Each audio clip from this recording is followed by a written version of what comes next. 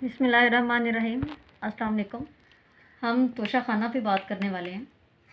آپ کو پتہ ہے کہ 5 اگست 2023 کو سیشن کورٹ کے جج ہمایوں دلاور نے فیصلہ سنایا اور فیصلے میں کہا گیا کہ عمران خان صاحب کو 3 سال کے لیے قید، 1 لاکھ جرمانہ اور 5 سال کے لیے ڈسکوالیفائی یعنی نااہل قرار دیا جاتا ہے۔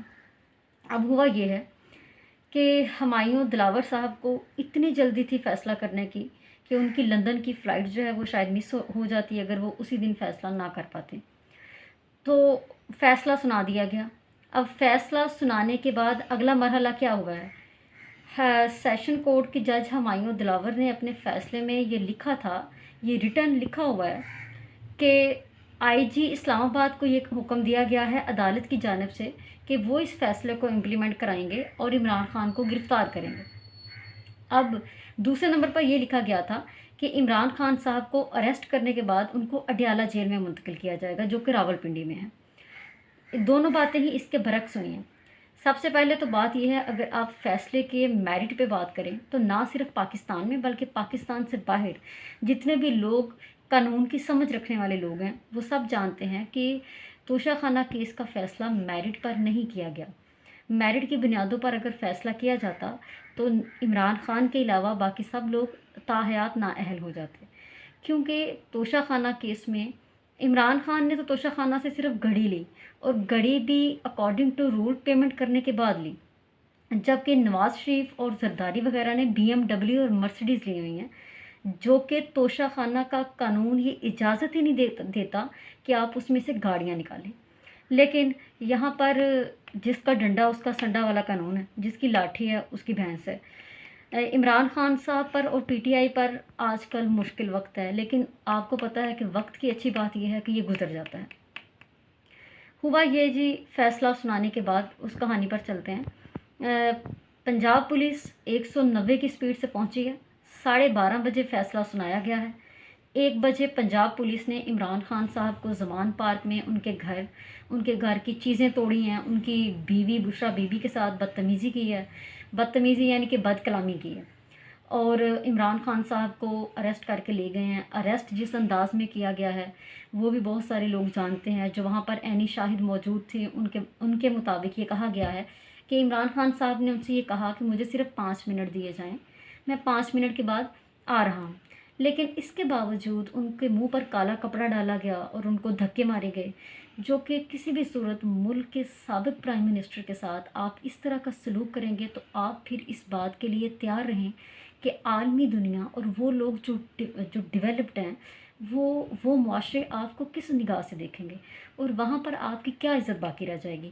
خیر جی، پنجاب پولیس 190 کی سپیڈ سے پہنچی ہے۔ زمان پارک سے عمران خان صاحب کو اریسٹ کر لیا گیا ہے اور اریسٹ کرنے کے بعد تو شوشہ چھوڑنا شروع کیا گیا ہے کہ عمران خان صاحب کو کوٹ لکھپت جو لاہور میں ہے وہاں پر لے کے جایا جا رہا ہے۔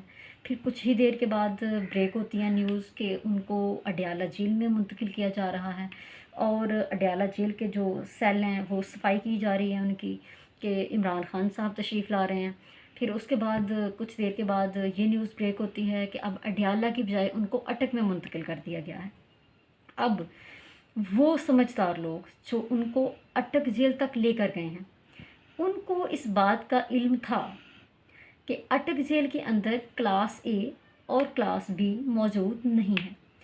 اٹک جیل کے اندر صرف کلاس C ہے اور اٹک جیل 1900 کے زمانے میں انگریزوں کی بنائی ہوئی جیل ہے اور اس کے جو واش روم ہیں وہ اوپن ٹوائلٹ ہیں۔ تو آپ اس بات سے اندازہ لگا سکتے ہیں پھر وہاں پر آپ ملک کے فارمر پرائم منسٹر کو، جو apart from the politics he is national, not national but international hero, آپ اس کے ساتھ اتنا توہین آمیز رویہ اپنا رہے ہیں صرف اس لیے کہ آپ اس کو سائیکولوجیکلی اس کا بریک ڈاؤن کر سکیں اور اپنے نفس کی تسکین کر سکیں۔ اب ان کو وہاں پر 9x5 کے سیل میں رکھا گیا ہے اور وہاں پہ اوپن ٹوائلٹ ہے۔ وہاں پر اتنی ہی جگہ ہے کہ اگر وہ لیٹتے ہیں تو سارا ان کا وہ جو ٹوائلٹ ہے اس کی جو 2 فٹ یا 3 فٹ کی جو دیوار ہے بنی ہوئی، جو خانہ سا بنا ہوا ہے اس کے اندر اوپن ٹوائلٹ ہے، اس کے اوپر جا کے لگتا ہے. وہاں پر ایک طرف سے جو پانی بہہ رہا ہے اس کے اندر وہ وہی جگہ ہے جہاں سے فضلہ بہہ کے جاتا ہے، فیسز جاتے ہیں. یہ ملک کا پرائم منسٹر، انٹرنیشنل ہیرو، وہ لوگ جس کے ساتھ سیلفیاں بنانے کے لیے لوگ پاگل ہوئے جاتے ہیں. وہ باہر کے ملک میں جائے تو لوگ جہاں پر وہ پاؤں رکھتا ہے وہاں پہ لوگ ہاتھ رکھنے کو تیار ہوتے ہیں. آپ اس شخص کے ساتھ صرف اپنے نفس کو تسکین پہنچانے کے لیے اور کوئی بدلہ نکالنے کے لیے اس کے ساتھ اس طرح کا رویہ کر رہے ہیں. خیر، یہاں تک ہو گیا. اب اس کے بعد عمران خان صاحب کی جو وکلا کی لیگل ٹیم ہے انہوں نے پٹیشن دائر کی. پٹیشن دائر کرنے کے درمیان والی جو کہانی ہے وہ بھی آپ کو پتہ ہے. سیٹرڈے کو اریسٹ ہوئے ہیں خان صاحب. نیکسٹ سنڈے تھا، سنڈے کو ان کے وکلا کو ملاقات کی اجازت نہیں دی گئی. یہ حالانکہ عمران خان صاحب کا کیس ہائی پروفائل کیس ہے. ہائی پروفائل کیس میں ایسا نہیں ہے کہ ملاقات کرنے کی پرمیشن نہیں دی جاتی، الاؤ کیا جاتا ہے، لیکن ان کو الاؤ نہیں کیا گیا، ان کے وکلا کی ٹیم کو. پھر اگلا دن تھا منڈے کا. منڈے والے دن ان کے وکلا کی ٹیم جو ہے وہ مطلب گئی ہے. ان کو سارا دن وہاں پہ ذلیل کیا گیا ہے. 12:30 کا ٹائم ہے، پھر 12:30 ان کو اندر لے جایا گیا، پھر 1.5 گھنٹہ وہاں بٹھایا گیا، پھر 1.5 گھنٹہ ملاقات کرائی گئی. اس طرح 3 بج گئے، عدالت کا ٹائم گزر گیا، اور جو مقصد وہ چاہتے تھے کہ منڈے کا دن ضائع ہو وہ ہو گیا. اس کے بعد اگلے دن ٹیوزڈے کو بھی جی ہائی کورٹ میں پٹیشن فائل ہو گئی جی.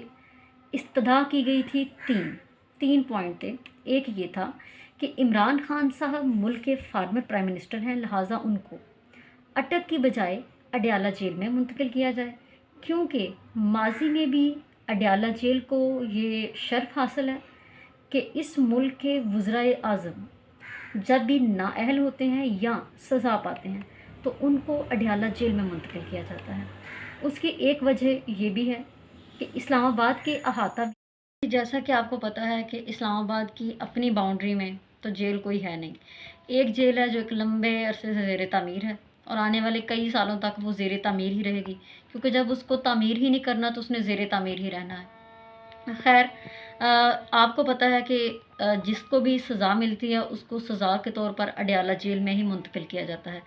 ایکچولی راولپنڈی اور اسلام آباد کے درمیان ایک رومانس کا تعلق ہے. دونوں جو ہیں وہ ایک دوسرے کے لیے لازم و ملزوم ہیں، ایک دوسرے کے بغیر رہ نہیں سکتے ہیں. اڈیالہ جیل کو ماضی میں بھی یہ شرف حاصل ہے کہ اس ملک کے وزرائے اعظم جو ہیں وہ سزا کے بعد اڈیالہ جیل میں ہی جاتے رہے ہیں. لیکن عمران خان کے کیس میں ایسا بالکل نہیں ہوا. عمران خان کو اٹک کی سی کلاس میں منتقل کر دیا گیا ہے. اب ان کے جو وکلا کی لیگل ٹیم ہے ان کی جانب سے اس سزا کے خلاف ہائی کورٹ میں، اسلام آباد ہائی کورٹ میں اپیل کی گئی، جس میں یہ استدعا کی گئی کہ ایک تو عمران خان صاحب اس ملک کے فارمر پرائم منسٹر ہیں، and not only he is the former prime minister, he is the international hero. اس شخص نے کرکٹ میں ایک نام کمایا ہے. اس شخص کو باہر کی دنیا میں لوگ جانتے ہیں، اور نہ صرف جانتے ہیں بلکہ اس کی قدر کرتے ہیں. یہ ملک بدقسمت ملک ہے جس میں عمران خان جیسے انسان کی قدر نہیں کی گئی اور اس کو اس طرح سے ضائع کیا جا رہا ہے. خیر، جو استدعا تھی وہ نمبر 1 تو یہ تھی کہ ان کو گھر کا کھانا پرووائڈ کیا جائے، کیونکہ ان کی جو اہلیہ ہے ان کی جانب سے، ان کے وکلا کی ٹیم کی جانب سے، جتنے بھی جاننے والے لوگ ہیں ان کی طرف سے یہ بات کہی گئی ہے کہ شبہ ہے اس بات کا کہ ان کو کھانے میں کچھ ایسا ملا کے دیا جائے گا یا جا رہا ہے جس سے ان کی صحت کو تھوڑی عرصے کے بعد نقصان پہنچنے کا اندیشہ ہے. یعنی سلو پائزننگ میں بھی وہ ٹائپ ہے جس میں آپ ایسا نہیں ہے کہ صرف مر ہی سکتے ہیں، بلکہ ایسا بھی ہے کہ آپ کو سائیکولوجیکلی اتنا زیادہ ڈسٹرب کر دیا جاتا ہے، آپ کو اتنا زیادہ ڈسٹرب کیا جاتا ہے کہ اگر آپ رہائی کے بعد باہر بھی آ جائیں گے تو آپ کنفیوز ہی رہیں گے، کنفیوژن میں رہیں گے، جس پر پھر جو اپوزیشن ہے اس کو یہ بات بنانے کا موقع ملے گا کہ یہ والا بندہ تو صرف ڈرائنگ روم کا بندہ تھا، ڈرائنگ روم میں بیٹھنے والی پرسنالٹی تھی، جیل میں گیا ہے، جیل کی ہوا لگی ہے یا جیل کی دال روٹی کھائی ہے تو اس کی یہ حالت ہو گئی ہے، یہ اپنا ذہنی توازن کھو بیٹھا ہے. لہٰذا استدعا کی گئی کہ ان کو گھر کا صاف ستھرا کھانا مہیا کیا جائے.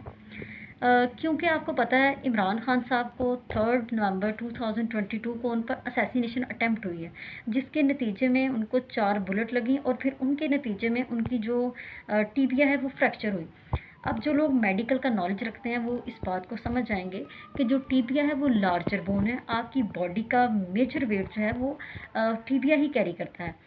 تو ان کی ٹیبیا فریکچر ہے، آپ نے ان کو اٹک کی جیل میں اوپن ٹوائلٹ دیا ہوا ہے، 9x5 کا سیل ہے جس کے اندر جب وہ لیٹتے ہیں تو ان کا جو سر ہے وہ جا کے اس واش روم کی 3 فٹ کی دیوار کے ساتھ لگتا ہے، اوپن ٹوائلٹ ہے۔ آپ ان کو ذہنی طور پر اذیت میں مبتلا کر رہے ہیں صرف اپنے نفس کو تسکین پہنچانے کے لیے، جو کہ تسکین اسی صورت میں آ سکتی ہے اگر آپ کو اللہ دینا چاہے تو۔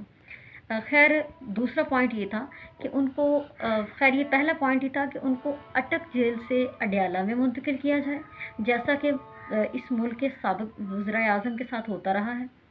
پھر اگلا پوائنٹ یہ تھا کہ ان کے معالج ڈاکٹر، پرسنل ڈاکٹر جو ہیں ان کے ڈاکٹر فیصل سلطان صاحب، ان کو ملنے کی اجازت دی جائے تاکہ وہ خان صاحب کا ایگزامن کر سکیں، ان کے اہل خانہ کو ملنے کی اجازت دی جائے۔